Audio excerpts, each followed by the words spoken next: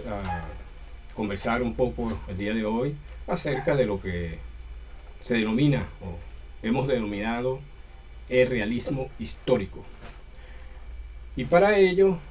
debemos recapitular lo que habíamos dicho la vez pasada, las preocupaciones que comenzaron a surgir desde el siglo XV en adelante entre quienes cultivaron la historia al lado de otros campos del saber. Citamos el caso de Leonardo Bruni, por ejemplo. Leonardo Bruni, que ya había mostrado que el mundo de Roma, del Imperio de Roma, era más bien un referente o un antecedente o un hito, lo que había sucedido con Roma, sobre todo el paso de la República al Imperio, y que eso era importante para confrontar en cierto sentido la idea que se tenía del Imperio Romano como un precedente natural de el paraíso terrenal, o de lo que deberían construir en aras de la magnanimidad los seres humanos en el mundo secular. Al lado de esto también se estableció una idea, se fue difundiendo una idea que el tiempo no procedía de Dios y que el tiempo no era las expresiones o el tiempo de Daniel o la inevitable continuidad de el Imperio Romano como precedente que he indicado e inmediatamente el mundo romano como su natural expresión. Sin embargo, la idea de la caída del Imperio Romano sirvió para establecer los precedentes que se tenían entre un tiempo y otro. Fíjense ustedes, nosotros habíamos hecho referencia anteriores, por lo menos en el caso de Petrarca, el caso del Renacimiento italiano. Los renacentistas italianos hablaron de edad de oro, pero la edad de oro de la que ellos hablaron era su propia edad, la idea de los humanistas, porque ellos se definieron como humanistas. ¿Y por qué como humanistas? Porque se estaban viendo las acciones humanas no supeditadas a un ser supraterrenal. Y además que se creía, porque había esa como una imagen con cierta ambivalencia, de creer que existía un creador de todas las cosas, sobre todo de la naturaleza, y que los humanos llevaban a cabo acciones en las que Dios no intervenía. Eso es lo que llegó a significar el deísmo.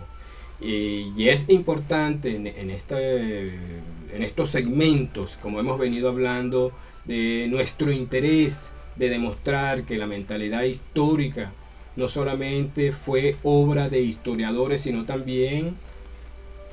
de quienes mostraron con el uso de la historia o el uso del pasado cómo esa mentalidad histórica se fue constituyendo. Por eso habíamos colocado el caso o el ejemplo de Nicolás Maquiavelo, porque con Nicolás Maquiavelo no solamente entramos en un periodo que se puede denominar del realismo político, sino también del realismo histórico, porque consideró y estableció muchas de sus reflexiones, argumentaciones, no solamente teniendo modelos humanos, como el caso de César Borgia, el caso de Julio II, del Papa, sino también porque retomó, tal cual como sucedió en esa época, algunos de los principios establecidos y labrados en la época de la antigüedad, como fue el concepto de virtud, que provenía de virilidad, que él utilizó en esos términos, pero también como una forma racional de controlar lo aleatorio, lo azaroso, lo contingente, es decir, la fortuna. También fue la época,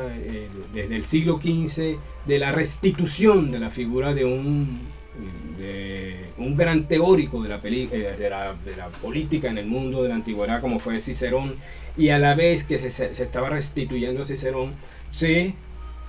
enalteció el estudio del latín. Igualmente sucedió con aquellos que fueron restituidos, aquellos que fueron enarbolados como bandera para ser seguidos, como Tucídides, Suetonio, Quintiliano,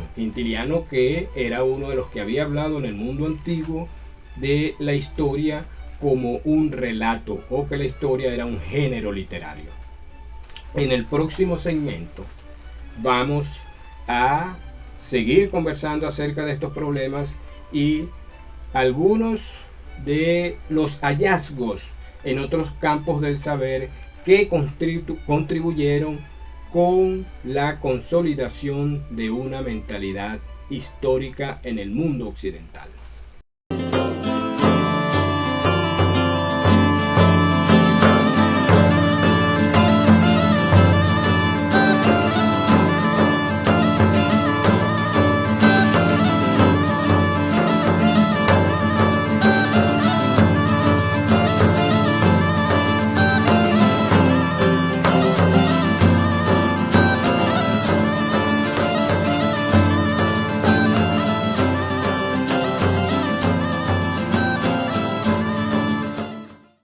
Habíamos hecho referencia hace un momento a lo que se surgió no solamente en el Renacimiento italiano, sino en algunas figuras como Maquiavelo y Bruni, a la que había que agregar también quien hizo una historia de Florencia, como fue el caso de Guicciardini, que también, y quizás dentro del canon occidental y como referencia a la historia, se tiene como un historiador frente a Maquiavelo. Pero nosotros lo hemos traído a colación precisamente es por los usos que hizo de la historia, y además muchos de sus razonamientos en El Príncipe sobre todo tuvieron que ver con conceptos de la historia, especialmente del mundo de la antigüedad, que fíjense ustedes, siguió marcando la pauta entre aquellos que se dedicaron a indagar, a investigar, a buscar en el pasado muchos elementos, o algunos de los elementos que ayudaran a explicar su situación actual, la situación que estaban viviendo contemporáneamente. Muchos de ellos se asocian con los que fueron los yeseros y los marmoleros. ¿Quiénes eran estos? Eran simples saqueadores, simplemente. El que haya estado en Europa, haya estado, por ejemplo, en capillas o en alguna iglesia, puede ver mármoles o piezas que fueron saqueadas en esa época y que ayudaron o que sirvieron para construir nuevos lugares de devoción o nuevos, inclusive las mismas viviendas. No solamente fue el saqueo que se hizo en Grecia, lo que se hizo en Roma, también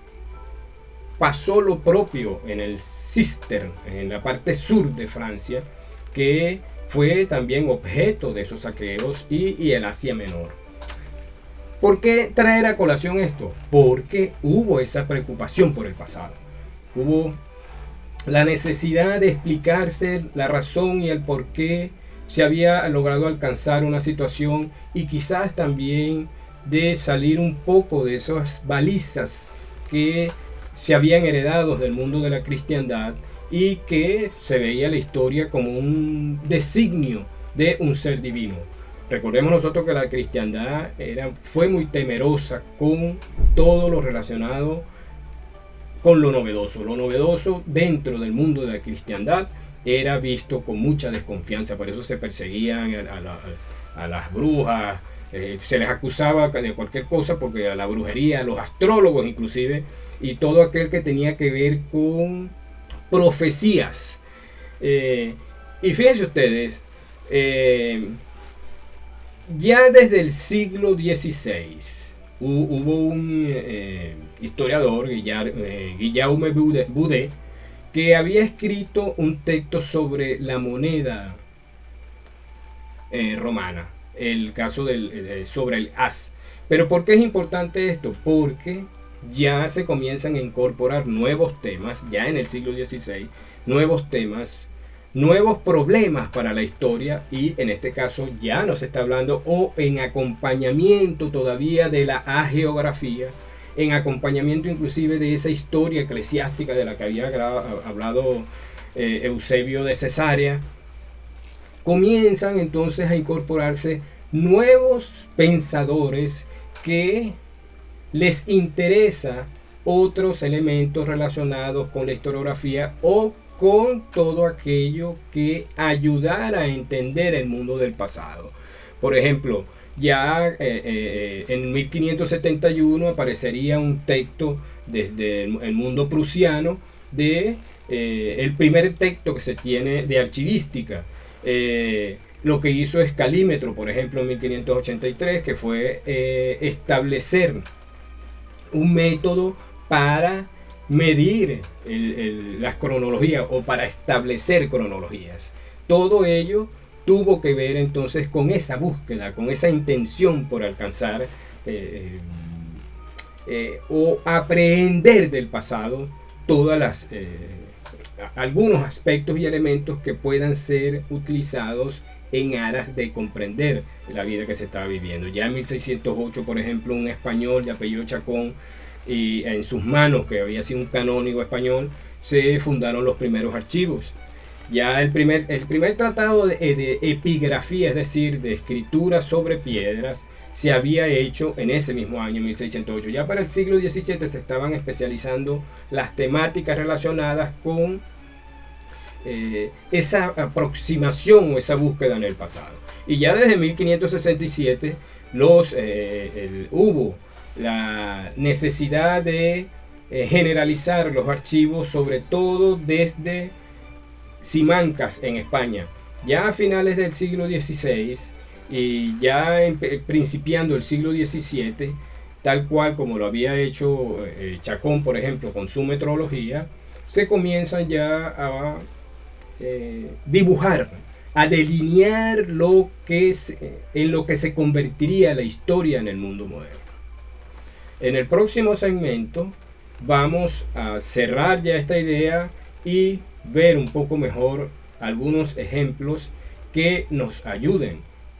en la comprensión de esa conciencia histórica, o más que conciencia histórica, de la mentalidad histórica que se fue conformando ya o que se venía gestando y que sus primeras repercusiones las hemos visto desde el siglo XV.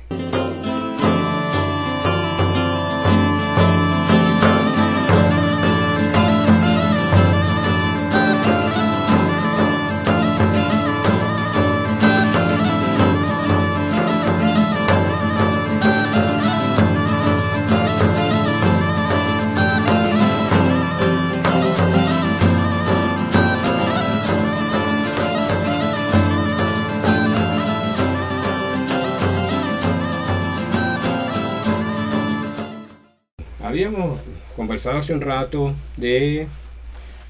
cómo se fue constituyendo una mentalidad histórica y al lado de eso, o cómo elementos que contribuyeron a esa constitución a través de otros saberes, sobre todo la arqueología, la archivología, la cronología. Se fueron quienes las cultivaban, se fueron especializando y estableciendo métodos para aproximarse a lo que les llamaba a curiosidad cómo era el pasado. Pero también hemos venido subrayando que la historia, su configuración, se ha dado también a través de confrontaciones. Lo vimos ya con el caso de Lorenzo Valla, y que también ha sido utilizada para la confrontación y para legitimar el poder político en algunos casos. El mejor ejemplo lo vemos no solamente lo que dijimos hace un rato con Leonardo Bruni, sino también con el caso de Maquiavelo. Entonces, para ya finalizar con esta idea, yo les voy a ofrecer un ejemplo del siglo XVII que fue con un proveniente de los Países Bajos, que fue Daniel Papebroich, y otro proveniente de Francia. Estos que militaba dentro de el mundo de la Compañía de Jesús, como era Papebroich, y en el caso de Jean Mabillon, que era de la comunidad de San Mauro, que eran benedictinos. La querella entre Papebroich y Mabillon se presentó a la luz de eso que llamaron las falsas decretales. En el mundo de la cristiandad, en el mundo medieval, las falsas decretales tuvieron que ver más que con actos de servilismo por reconocimiento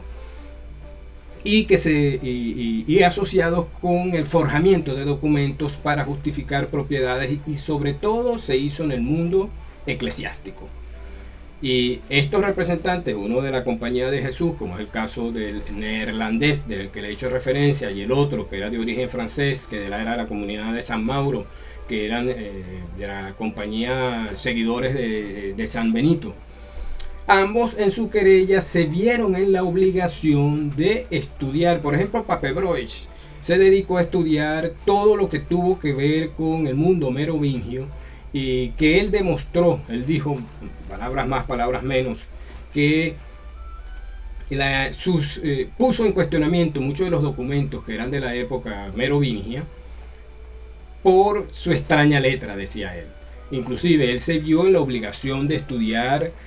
sobre todo las cartas benedictinas y de especializarse en toda la lexicografía que se utilizó en la época medieval para demostrar que lo que decía Mabillon, por ejemplo, Mabillon es más reconocido porque inclusive hay un texto de él denominado sobre el estudio de cartas medievales, y en ellas utilizó varias técnicas para demostrar a través del estudio de las mayúsculas y del tamaño de las letras, para demostrar la veracidad y falsedades que habían en mucha de la documentación que se encontraba como objeto de la querella. En todo caso, todo esto nos sirve para ir delineando esa idea que nos interesa a nosotros dentro de la historia y cómo se fue constituyendo, cuáles fueron las bases fundamentales de la historia moderna. En los próximos segmentos vamos nosotros a seguir profundizando en estos temas y vamos a ver entonces cómo desde la perspectiva de la arqueología moderna y desde Prusia fundamentalmente se comenzaron a establecer las bases que dieron origen a la historia moderna o a la historia como ciencia moderna. Muchas gracias y nos vemos.